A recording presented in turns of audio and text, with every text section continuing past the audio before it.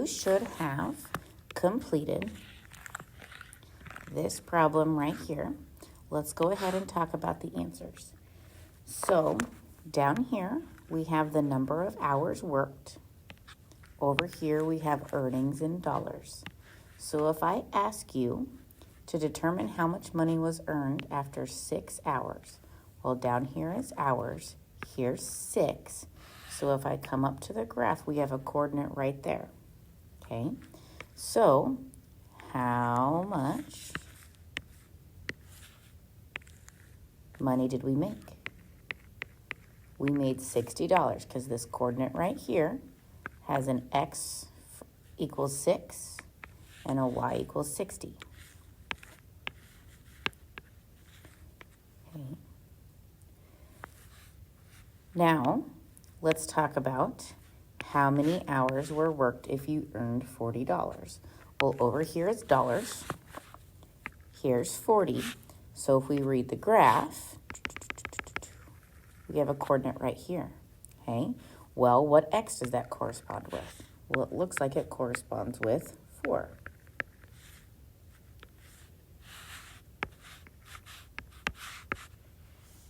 Okay, what would be the units for the slope? Okay, we need to think of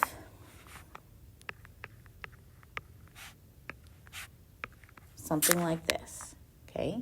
So let's maybe think about it, okay?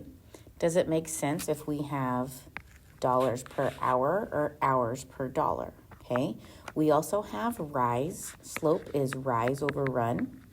So we need to think of, what is our rise? Well, our rise is dollars, okay, rise, and our run is hours, okay? So dollars per hour would be our slope, okay?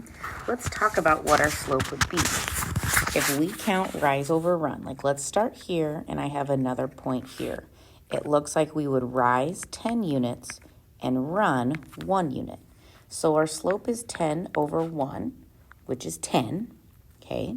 Well, up here, we said that our slope meant dollars per hour. So our slope means $10 per hour. Okay. Now we know the slope. What would the y-intercept be? Well, we're intercepting the y-axis at 0. So we have y equals 10x plus 0. But we don't need to write the plus 0. We can just write the y equals 10x. Okay. All right, so that was your warm-up. Let's go ahead and continue. There's 2 more problems we want to talk about before we get into our practice. Okay, so let's look at this picture. Okay, we need to calculate the slope.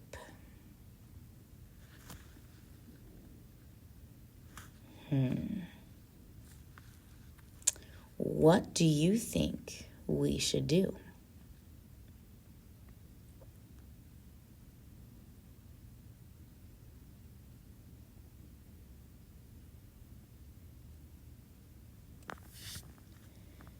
Okay.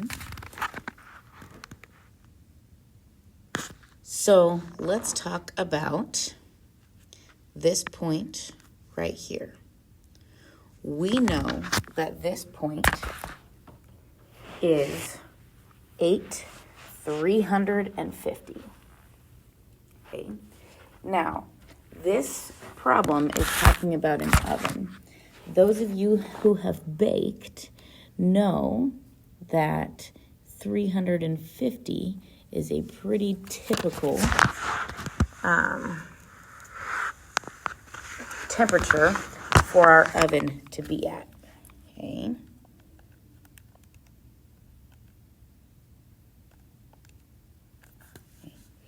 So here we go. It looks like this guy right here is about at 70. What do you think? Okay. So if we talk about our rise and our run, what would our rise be? How much do we rise if we go from 70 to 350? We would rise 280, and we would run 8.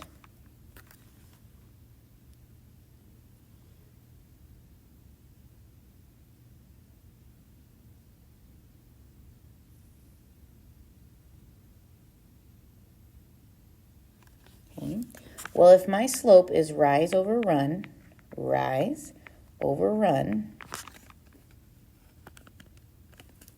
we would get a slope of 35. Okay, well, what does that mean? Our rise is temperature and our run is minutes. So our slope means 35 degrees per minute. Remember, we need that per. Rise over run. So we're talking about our temperature unit per our time unit. Okay. All right, so now let's read the graph. What temperature does the oven start at? Okay. Our beginning temperature, that's our y-intercept. What was it? It was 70 degrees. Okay. It's probably how warm the house was when the oven got turned on. About how many minutes has the oven been on if the temperature is 250? Well, here's 250 right here, okay? It's not exact. It does say about. If we read the graph, we can tell that it's been about 5 minutes. Okay. So let's talk about the slope-intercept form. Remember, slope-intercept form just means y equals mx plus b. So y equals mx plus b would mean, here's our slope. Beginning temperature, that's our b. So we have y equals 35x plus 70.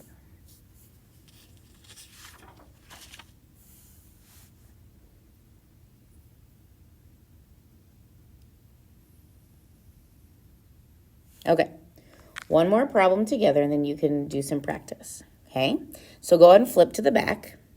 You have $20 in your savings account and you plan to save $30 each month, okay? So now this is like yesterday where we have to think about which one's the B and which one is the M. So I want you to look for, when you're looking for your slope, I want you to look for words like rate, per, P-E-R, each. Do you see one of those words? I see $30 each month, okay? So our slope is 30. And what does it represent? It represents $30 per month. Okay. What's our y-intercept? That is asking, what are we starting with?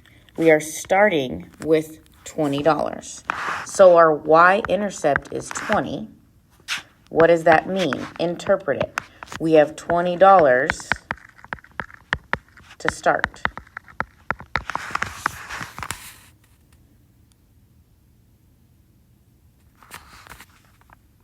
Okay. So if we want to write our y equals mx plus b, we need to write y equals 30x plus 20.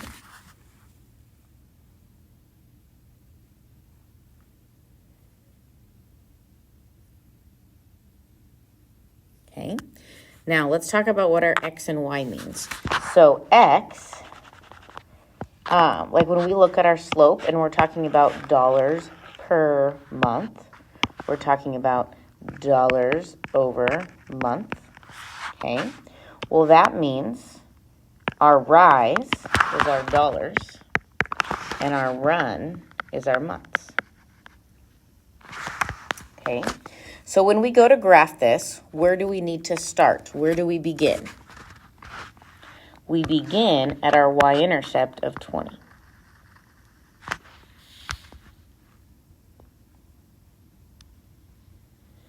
Now we need to count our slope. Now our slope is 30, so let's think about 30 over 1.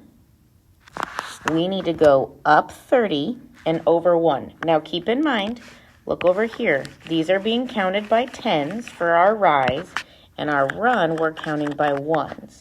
So when we go up 30 and over 1, up 30 and over 1, we'd be right here.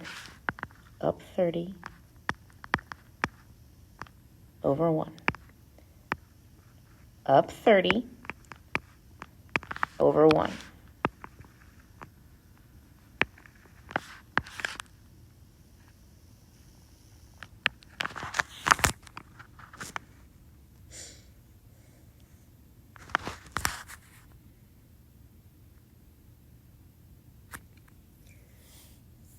Now our graph is not big enough for us to be able to read it and figure out how much money we would have after 12 months.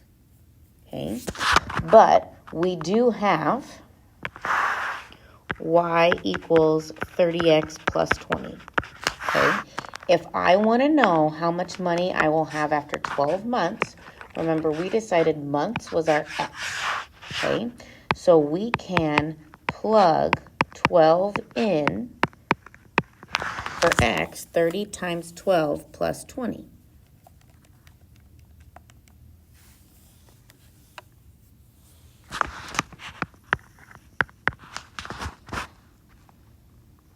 What do you get? 380. I'm asking you for how much money, so please put the $sign for your answer. We have $380.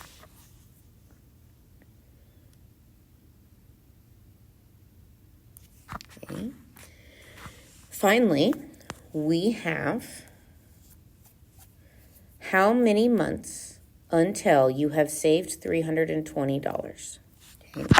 Well, we have y equals 30x plus 20. Now this time, I'm saying, hey, we have the money.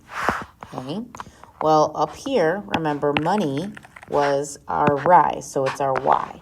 So I want to plug 320 here for y, and then we're going to need to solve for x.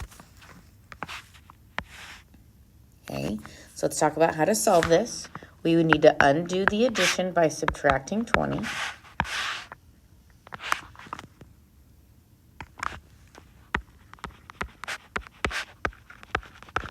Okay, now we need to undo the multiplication by dividing by 30.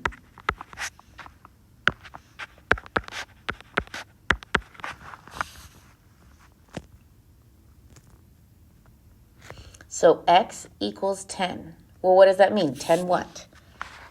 It will take us 10 months to save $320. Okay. Your job now is to complete page 22. Nope.